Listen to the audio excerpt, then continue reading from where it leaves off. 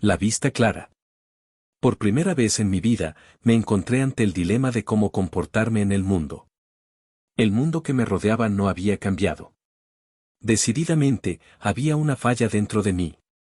La influencia de Don Juan y todas las actividades que procedían de las prácticas en las que me había involucrado tan profundamente, me estaban afectando y me hacían incapaz de tener trato con mis congéneres. Examiné mi problema y llegué a la conclusión de que mi falla consistía en que compulsivamente comparaba a todos con Don Juan. En mi estimación, Don Juan era un ser que vivía su vida profesionalmente en todos los aspectos, es decir que cada uno de sus actos, no importaba cuán insignificante fuera, tenía sentido. Yo estaba rodeado de gente que se creía inmortal, que se contradecía a cada paso, eran seres con los que no podía uno contar. Era un juego injusto, las cartas jugaban en contra de la gente que yo conocía. Estaba acostumbrado al comportamiento inalterable de Don Juan, a su falta total de importancia personal y al insondable ámbito de su intelecto. Muy poca gente de la que yo conocía era consciente de que existía otro modo de comportamiento que fomentaba estas cualidades. La mayoría solo conocía el modo de comportamiento del autorreflejo, que deja al hombre débil y torcido. Por consecuencia, tenía problemas con mis estudios académicos. Se me esfumaban. Traté desesperadamente de encontrar una razón para justificar mis tareas académicas. Lo único que vino a mi ayuda y me dio un contacto, aunque frágil, fue la recomendación que alguna vez me había hecho Don Juan, de que los guerreros viajeros tenían que tener un romance con el conocimiento, no importaba la forma en que se presentara. Había definido el concepto del guerrero viajero diciendo que se refería a chamanes, quienes por ser guerreros viajaban en el oscuro mar de la conciencia. Había añadido que los seres humanos eran viajeros en el oscuro mar de la conciencia, y que esta tierra no es más que una estación en su viaje, por razones ajenas, que no quería divulgar en aquel momento, los viajeros habían interrumpido su viaje. Dijo que los seres humanos estaban dentro de una especie de remolino, una contracorriente que les daba la impresión de moverse, cuando en esencia estaban fijos. Mantenía que los chamanes eran los únicos que se oponían a una fuerza, fuera la que fuera, que mantenía presos a los seres humanos, y que los chamanes, por medio de su disciplina, se liberaron de las garras de esta fuerza y continuaron su viaje de la conciencia. Lo que precipitó la caótica alteración final de mi vida académica fue mi falta de capacidad de enfocar mi interés en temas de asuntos antropológicos que no me interesaban un pepino, no por su falta de interés en sí, sino porque en su mayoría la cuestión era manipular palabras y conceptos, como se hace en un documento legal, para obtener un resultado que establece precedentes. La discusión se basaba en que el conocimiento humano se construye de tal manera, y que el esfuerzo de cada individuo es un ladrillo que contribuye a construir un sistema de conocimiento. El ejemplo que se me presentó fue el del sistema legal por el cual vivimos, y que es de importancia incalculable para nosotros. Sin embargo, mis nociones románticas de aquel momento me impidieron verme a mí mismo como un notario antropólogo. Estaba totalmente comprometido con el concepto de que la antropología debe ser la matriz de todo empeño humano, la medida del hombre. Don Juan, un pragmatista consumado, un verdadero guerrero viajero de lo desconocido, me dijo que era un baboso. Me dijo que no importaba si los temas antropológicos que me proponían eran maniobras de palabras y conceptos, lo que importaba era el ejercicio de la disciplina. No importa, me dijo una vez, que tan bueno lector seas, y cuántos libros maravillosos puedas leer. Lo importante es que tengas la disciplina de leer lo que no quieres leer. El quid del ejercicio de los chamanes es asistir a la escuela a estudiar lo que rechazas, no lo que aceptas.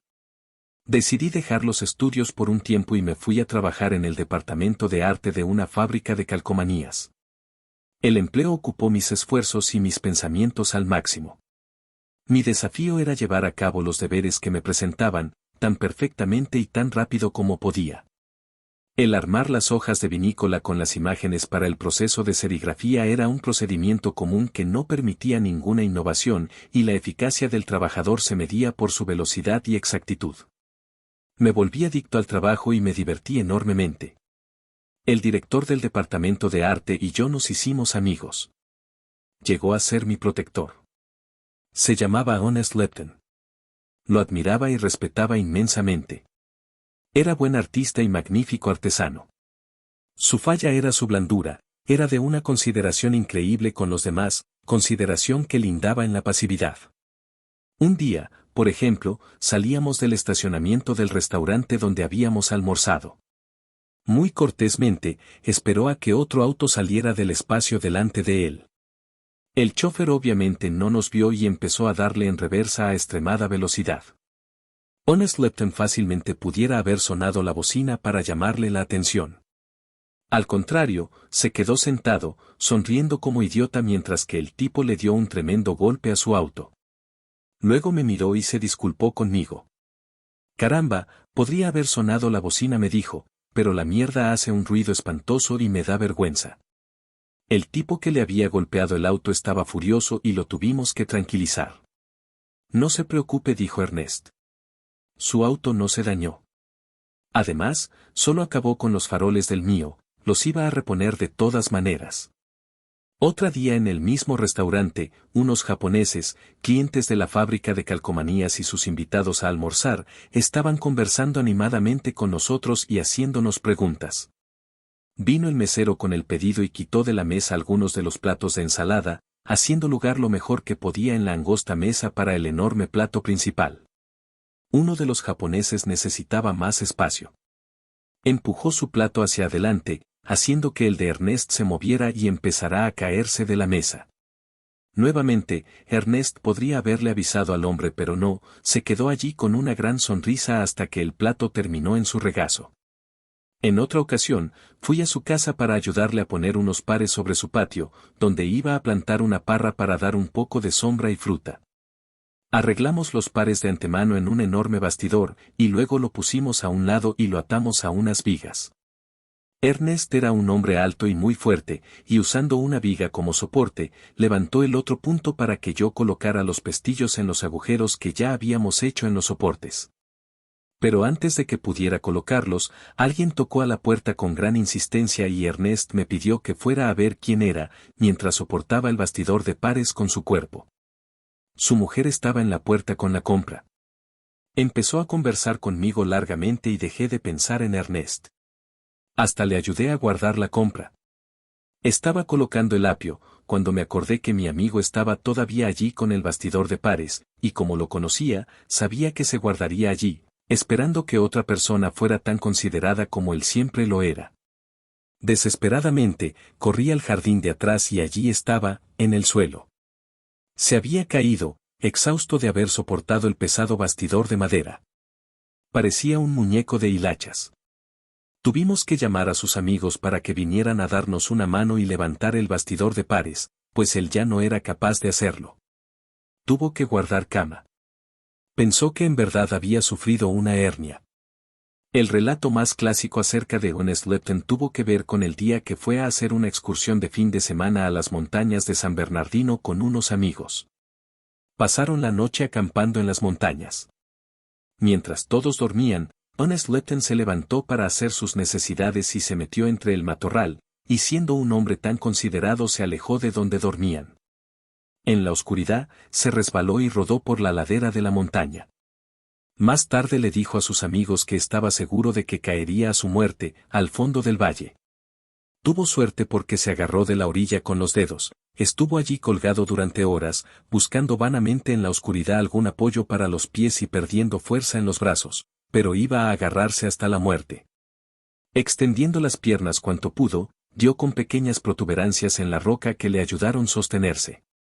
Allí se quedó aplastado contra la roca, como las calcomanías que fabricaba, hasta que aclaró y se dio cuenta de que estaba a 30 centímetros de la tierra.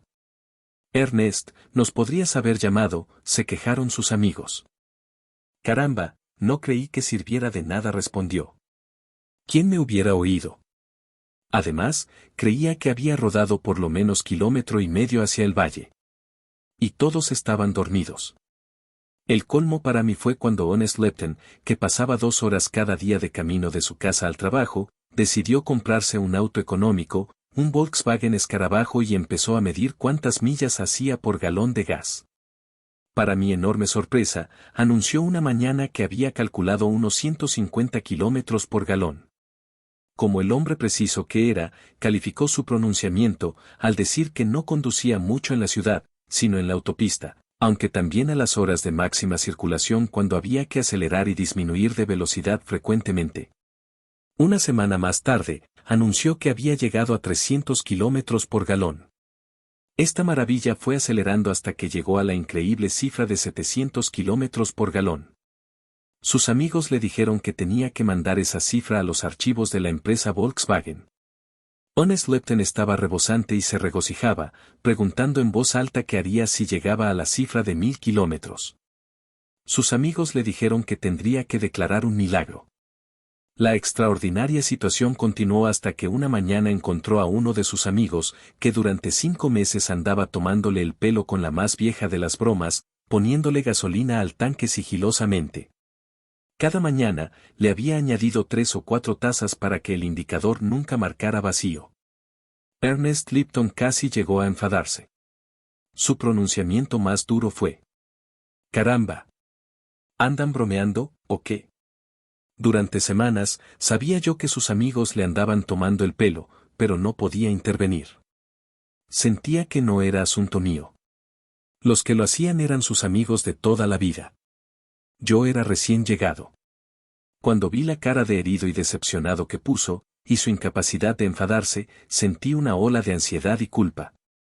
Me enfrentaba de nuevo a un viejo enemigo. Odiaba a Honest Lipton y, a la vez, me gustaba inmensamente. Estaba indefenso. La verdad de todo es que Honest Lipton se parecía a mi padre.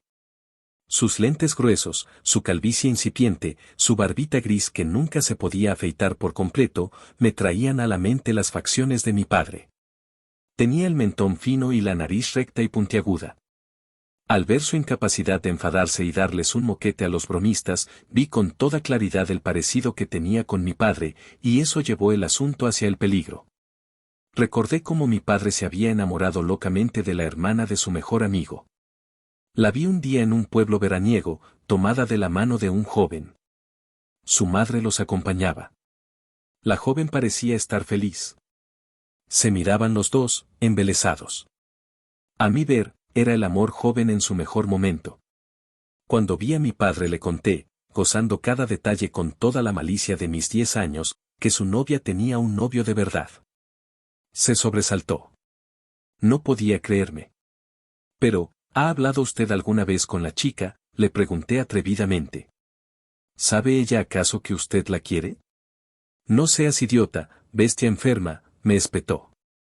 Con las mujeres no hay que andar con esas mierdas. Me contempló con aire de niño consentido, el labio temblando de rabia. Es mía. Debe saber que es mía sin que yo le diga nada. Hizo esta declaración con la certeza de un niño que recibe todo en la vida sin tener que luchar por ello. En la cima de mi forma, le di el golpe final. Bueno, le dije. Creo que esperaba que alguien se lo dijera, y alguien acaba de llegar antes que usted. Estaba preparado a saltar fuera de su alcance y echar a correr porque pensé que me iba a golpear con toda la furia del mundo, pero al contrario, sollozando, se desmoronó allí delante de mí. Me pidió con llantos amargos que, como yo era capaz de hacer cualquier cosa, que por favor vigilara a la chica y que le contara todo. Sentí un odio hacia él más allá de las palabras, y a la vez, lo amaba con una tristeza incomparable. Me maldije por haberle precipitado esa humillación. Ernest Lipton me recordaba a mi padre a tal grado que dejé el trabajo, diciendo que tenía que regresar a la universidad. No quería llevar una carga mayor de la que ya llevaba sobre mis espaldas. Nunca había podido perdonarme el haberle causado a mi padre esa angustia y nunca lo había perdonado por ser tan cobarde. Regresé a la escuela y empecé la gigantesca faena de reintegrarme a mis estudios de antropología. Lo que hacía tan difícil esta reintegración era el hecho de que si había alguien con quien hubiera trabajado con deleite y elegancia a causa de su toque admirable, su curiosidad aventurera, y su deseo de ampliar su conocimiento sin confundirse o defender posturas indefendibles, era alguien fuera de mi departamento, un arqueólogo. Fue a causa de su influencia que me interesé desde un principio en el trabajo de campo. Quizá porque iba al campo en verdad, literalmente a desenterrar información, su sentido práctico era un oasis de sobriedad para mí. Fue el único que me estimuló a seguir y hacer el trabajo de campo porque no tenía nada que perder. Piérdelo todo y lo ganarás todo, me dijo una vez, el mejor consejo que jamás recibí en el mundo académico. Si seguía el consejo de don Juan y luchaba para corregir mi obsesión conmigo mismo, en verdad no tenía nada que perder y todo era ganancia. Pero esa posibilidad no existía para mí en aquel entonces. Cuando le conté a don Juan la dificultad de encontrar un profesor con quien trabajar, su reacción fue, a mi parecer, violenta. Dijo que era un verdadero pedo y cosas peores. Me dijo lo que ya sabía, que si no fuera tan tieso podría trabajar a gusto con cualquiera en el mundo académico o en el mundo de los negocios. Los guerreros viajeros no se quejan, prosiguió don Juan. Toman todo lo que les da el infinito como desafío. Un desafío es eso, un desafío. No es personal. No puede interpretarse como maldición o bendición. Un guerrero viajero o gana el desafío o el desafío acaba con él. Es mucho más excitante ganar, así es que gana.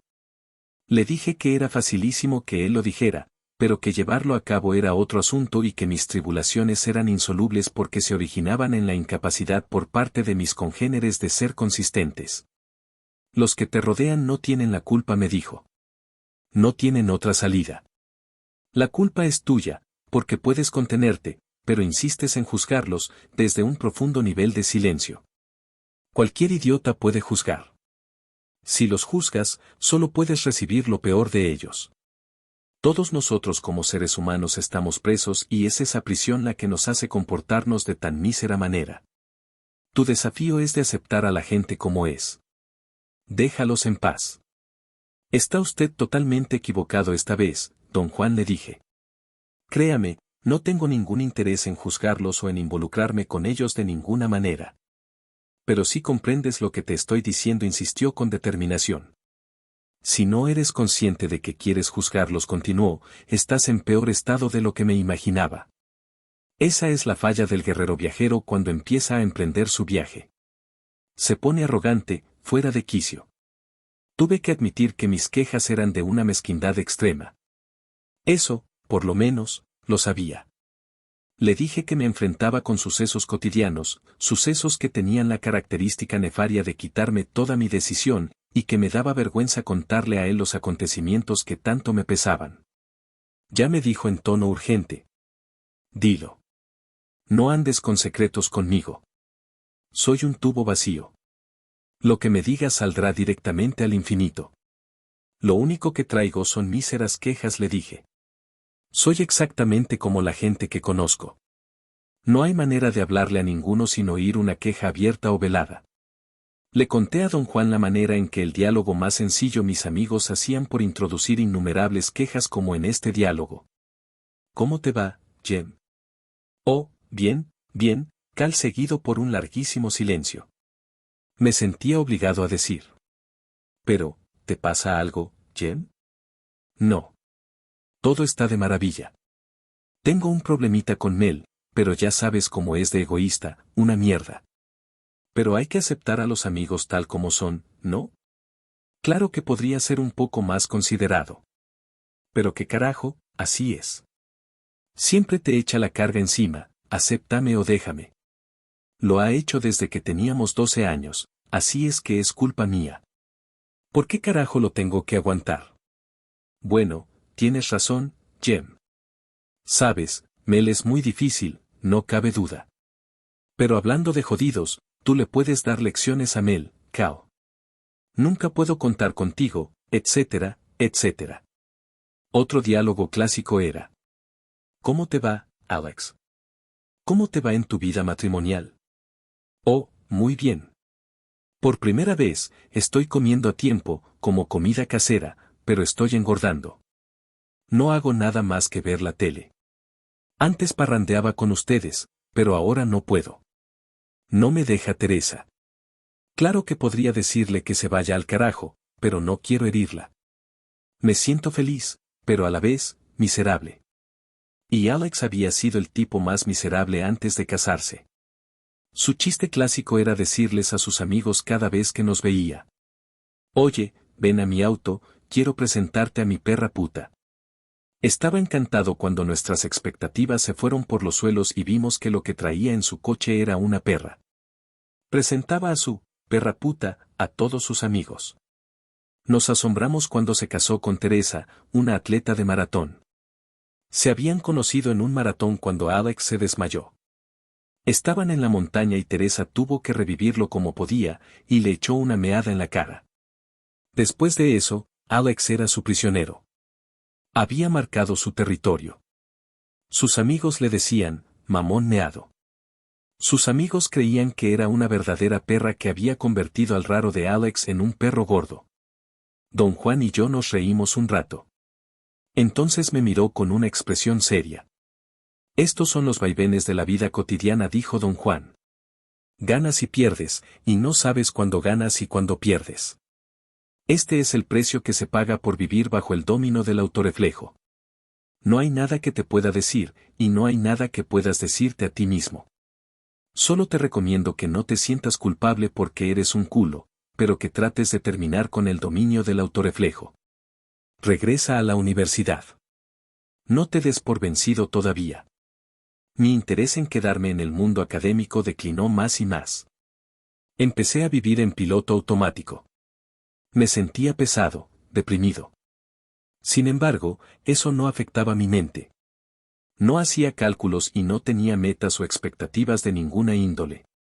Mis pensamientos no eran obsesivos, pero sí mis sentimientos.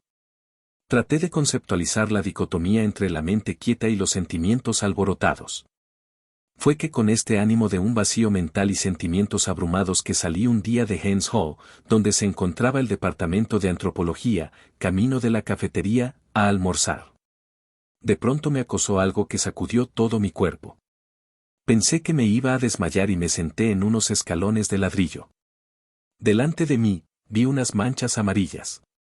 Tenía la sensación de que estaba girando. De seguro, pensé, voy a enfermarme del estómago. Se me borró la vista hasta que no pude ver nada.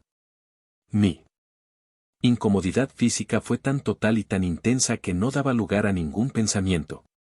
Solo sentía sensaciones de terror y ansiedad mezcladas con alegría y un sentimiento de que estaba al borde de un suceso gigantesco. Eran sensaciones sin contrapunto de pensamiento.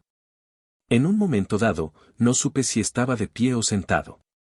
Estaba rodeado de la negrura más impenetrable que se pudiera imaginar, y entonces vi energía tal como fluye en el universo. Vi una sucesión de esferas luminosas que caminaban hacia mí o que se alejaban de mí. Las vi, una por una tal como me había dicho don Juan que siempre se ven. Sabía que se trataba de individuos diferentes por los tamaños. Examiné los detalles de sus estructuras. Su luminosidad y su redondez consistía en fibras que estaban pegadas una a la otra. Eran delgadas y gruesas. Cada una de estas figuras luminosas tenía encima una cobertura gruesa y lanosa. Parecían extraños animales peludos y luminosos, o gigantes insectos redondos cubiertos de pelo luminoso. Lo más asombroso es que me di cuenta de que había visto estos insectos peludos toda mi vida. Cada ocasión que don Juan deliberadamente me hizo verlos, se me hizo en aquel momento, como un desvío que había tomado con él. Recordé cada instancia en que me había ayudado a ver a la gente como esferas luminosas, y todas esas instancias se apartaban de la masa de ver, a lo que ahora tenía acceso. Supe entonces, sin duda alguna, que había percibido energía tal como fluye en el universo, toda mi vida, yo solo, sin la ayuda de nadie. Tal comprensión me abrumó. Me sentí frágil, vulnerable. Busqué acobijarme, esconderme en alguna parte. Era exactamente como uno de esos sueños que todos tenemos en un momento u otro en que nos encontramos desnudos y no sabemos qué hacer. Me sentía más que desnudo, me sentía desamparado, débil y aterrado de regresar a mi estado normal. De manera vaga sentí que estaba acostado. Me esforcé para regresar a la normalidad. Concebí la idea de que me iba a encontrar tirado sobre un camino de ladrillo, en estado convulsivo, rodeado de una rueda de espectadores. La sensación de estar acostado creció. Sentí que podía mover los ojos. Podía ver luz detrás de los párpados, pero me aterraba abrirlos. Lo raro es que no oía a nadie de los que imaginaba que me rodeaban. No oía ningún ruido. Por fin, tuve el valor de abrir los ojos. Estaba en mi cama, en mi despacho apartamento en la esquina de los boulevares de Wilshire y Westwood. Me puse bastante histérico al encontrarme en la cama. Pero por alguna razón fuera de mi alcance, me tranquilicé casi inmediatamente. Mi histeria pasó a ser una indiferencia corporal, o un estado de satisfacción corporal, semejante a lo experimentado después de una excelente comida. Pero mi mente seguía inquieta. Había sido terriblemente asombroso darme cuenta de que había percibido energía directamente toda mi vida. ¿Cómo era posible que no lo supiera? ¿Qué me había prevenido tener acceso a esa faceta de mi ser? Don Juan había dicho que todo ser humano tiene la potencia de ver energía directamente. Lo que no había dicho es que todo ser humano ya ve energía directamente, pero no lo sabe. Le presenté esa pregunta a un amigo psiquiatra. No pudo aclarar mi dilema. Pensó que mi reacción era el resultado de la fatiga y de una sobrecarga de estímulos. Me recetó Valium y me dijo que descansara. No me atreví a contarle a nadie que había despertado en mi casa sin poder rendir cuentas de cómo había llegado allí. Por lo tanto, mi ansia por ver a don Juan estaba más que justificada. Volé a la Ciudad de México tan pronto como pude, alquilé un coche y me fui a donde él vivía.